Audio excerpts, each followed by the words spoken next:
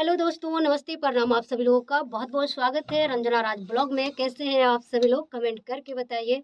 अभी फ़िलहाल में मेरे न्यू गाने का रिकॉर्डिंग हो रहा है और इसके पहले एक गाना रिलीज़ हो चुका है तीसी के मिसी। तो आप लोग जाइए, देखिए, सुनिए। रंजना राज ऑफिशियल पे बहुत प्यारा सॉन्ग है और इस गाने को थोड़ा-सा रिलीज़ करने में थोड़ा-सा मतलब टाइम लग गया है, ठीक है। तो फ़िलहाल में आप लोग इस गाने को सुनिए, तीसी के मिसी।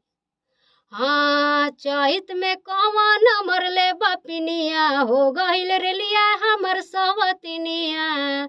चली गईल बहराऊ त हमरा से खीसी, झरता चैत में तीसी के हमर मिसी।